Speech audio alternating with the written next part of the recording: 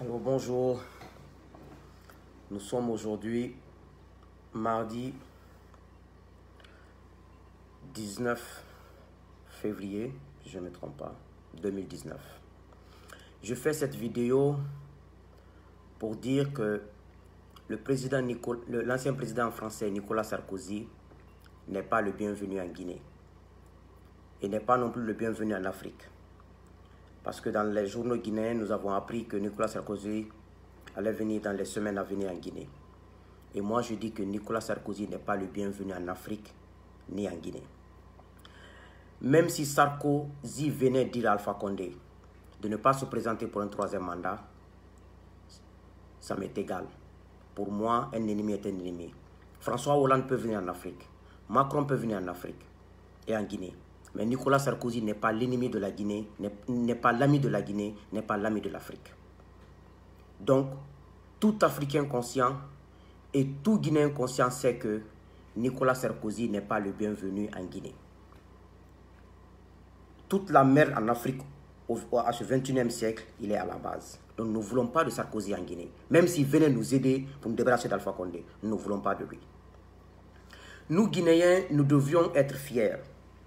Nous avons eu des aïeux qui ont commencé très tôt à défendre ce pays, à libérer ce pays totalement.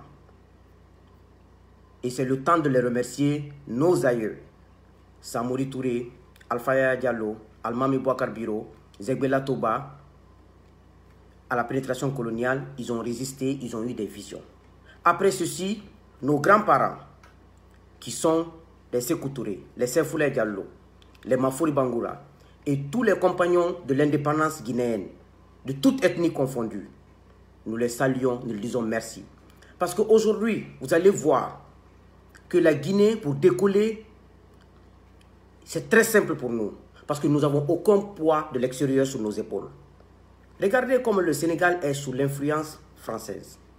Regardez, c'est comme si on peut pas, on ne veut pas aller trop loin, on peut dire que Senghor a vendu le Sénégal à la France.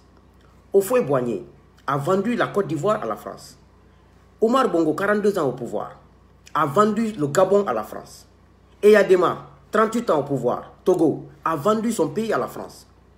Et nous, grâce à la vision de nos grands-parents, les grands-parents de l'indépendance, à sa tête Sékou Touré, on nous a libérés complètement de la France. Nous n'avons pas le franc CFA. Nous n'avons pas de base militaire française en Guinée. Nous n'avons pas de base militaire américaine en Guinée. Nous sommes libres. Nous n'avons pas de base militaire russe en Guinée.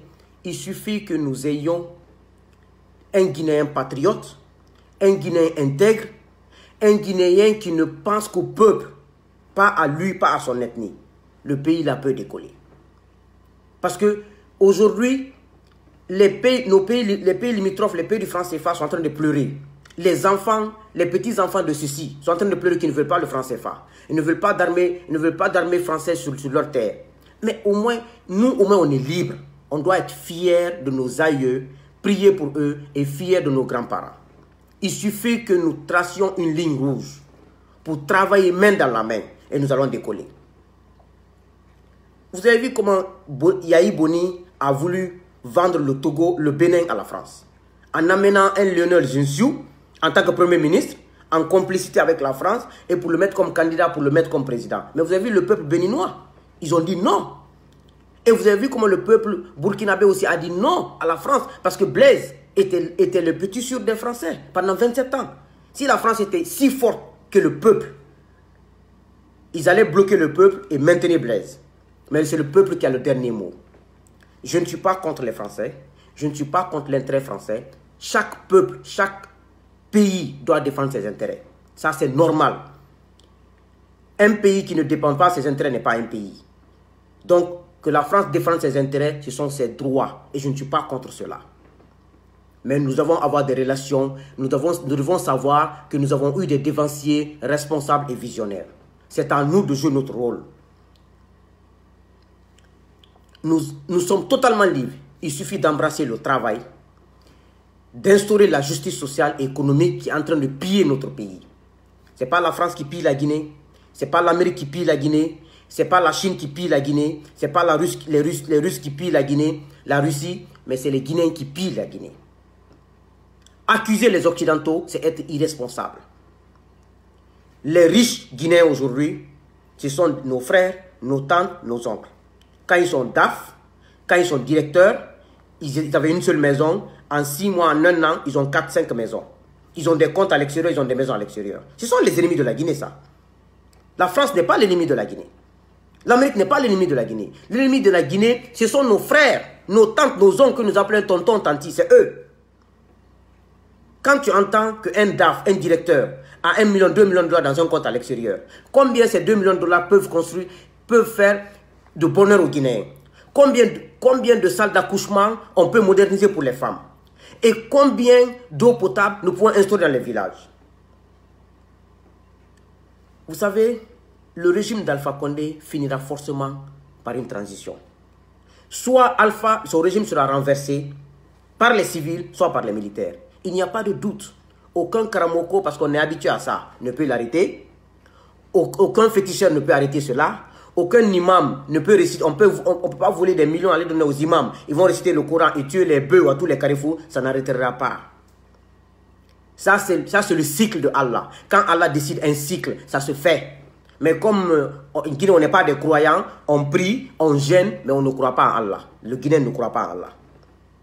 On prie, on gêne, on dit des belles phrases, mais le Guinéen ne croit pas en Dieu. Le Guinéen ne croit pas en Dieu. Il faut chez nous que nous nous préparions à une transition, et une transition globale et structurée. Il faut éviter de faire des victimes dans ce pays désormais. Le régime Sékou a fait des victimes innocentes. Le régime, bien que Sékou est mon idole, le régime de Lansana Conté a fait des victimes innocentes. La transition militaire de Dadis Camara a fait des victimes innocentes. Le régime d'Alpha Condé est en train de faire des victimes innocentes. Il faut éviter désormais, quiconque sera au pouvoir, que nous venons pour nous venger des autres. Ça n'arrangera personne. Il faut qu'on se donne main dans la main pour pouvoir mettre une structure globale pour toute la Guinée et pour tous les Guinéens. Il faut que les Guinéens se sentent chez eux. Il faut que désormais l'intérêt de la Guinée soit au-dessus de tout le monde. Les pays du franc CFA qui parlent, comme Alassane Ouattara qui parle de croissance économique de 5 à 6%. Il y a des villages, il y a des villes ou des villages en Côte d'Ivoire, mais qui n'ont pas accès à l'eau potable. Les classes ne sont pas là. À l'extérieur ici, chez les Blancs, en Europe ou aux États-Unis, les plus petits villages, les conditions de vie dans la capitale, les gens ont accès au logement décent, aux soins décents, à l'éducation décente. C'est ce qu'on appelle du développement. Mais on nous parle des théories économiques, croissance. Les populations ne mangent pas de croissance économique. Les populations ne mangent pas les pourcentages théoriques là.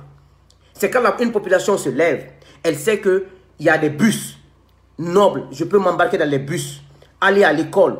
Nos professeurs ont tous les moyens possibles. Les écoles sont bien construites, les routes sont bien faites.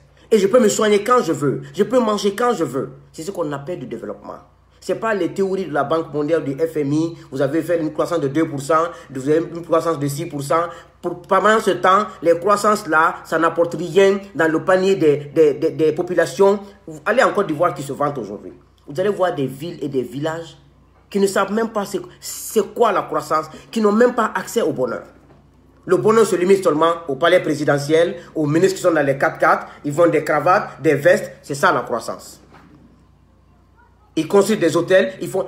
La croissance, c'est des théories. Quand tu peux construire tout un village, donner l'eau potable, l'électricité, la santé, c'est ce qu'on appelle la croissance. Mais pas les théories dans les grands hôtels, j'ai fait une croissance de 2%, j'ai fait une croissance de 10%, ça ne sert à rien. Parce que c'est des croissances dans les livres, dans les cahiers. Les populations continuent à croupir dans les problèmes. Donc, chers compatriotes, moi je crois que notre problème, on doit faire comme ça. Moi, Souleymane Condé, je ne me battrai jamais pour que Cellou Dalein soit président. Je ne me battrai jamais pour que Lansana Conté soit président. Je ne me battrai jamais comme Syria soit président. Ne citez que les trois là. Mais on doit se battre pour que notre pays, la Guinée, ait un leader impartial, un leader juste, un leader qui n'est pas un voleur. Parce qu'un président qui ouvre un compte à l'extérieur, 2 ou 3 comptes, c'est un voleur. Un président qui vient au pouvoir, tu n'as même pas 100 000 $, tu as 2 millions de dollars après, tu es un voleur. Si tu dois avoir de l'argent, ça doit aller progressivement. Je ne me battrai jamais pour que... Parce que les Guinéens, ils sont démocrates tant qu'ils sont dans l'opposition.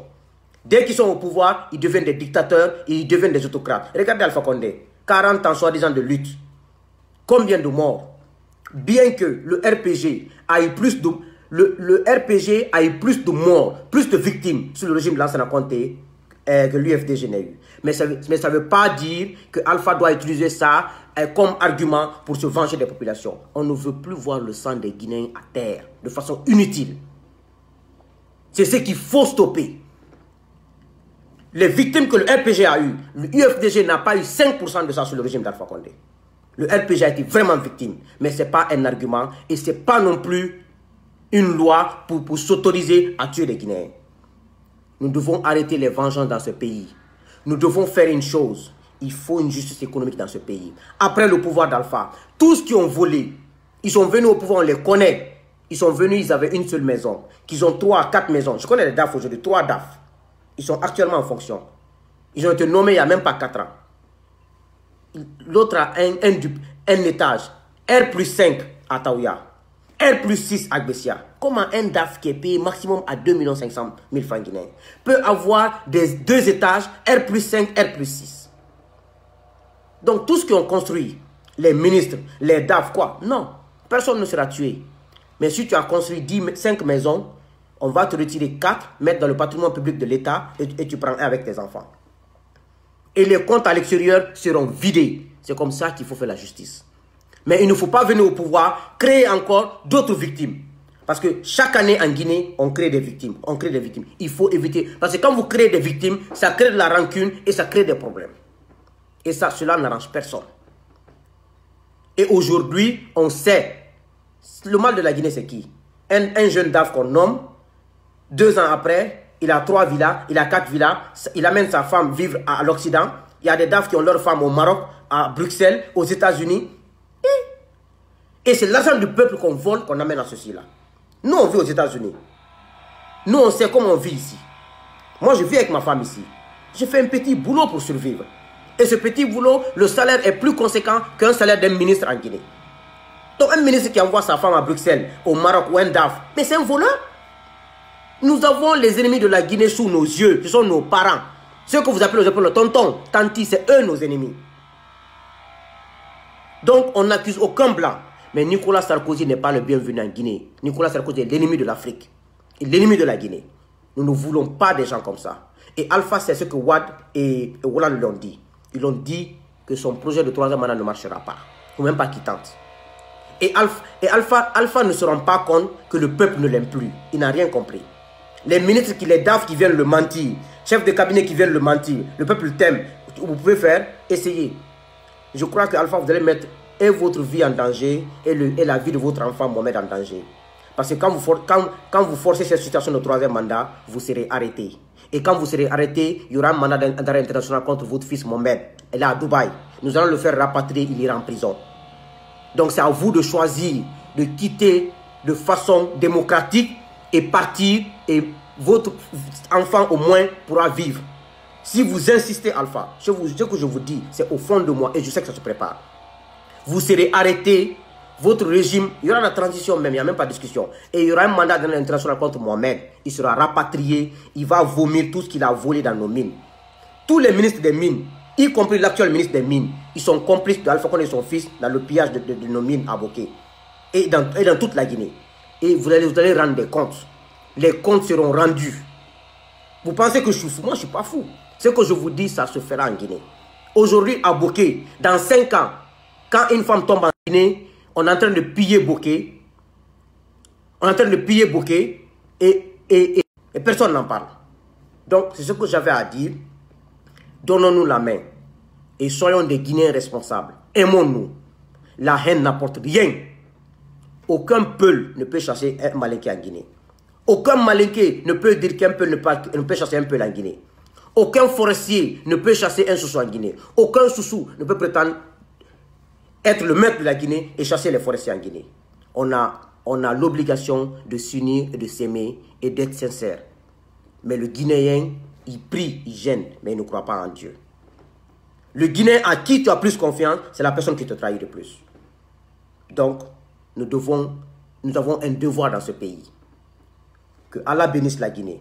Que Allah continue à bénir les Guinéens. Que Allah maudisse tout Guinéen qui continue à maintenir ce pays dans la misère et qui continue à trahir la Guinée et à appauvrir la Guinée. Que Dieu vous maudisse. Tout Guinéen qui fera ça.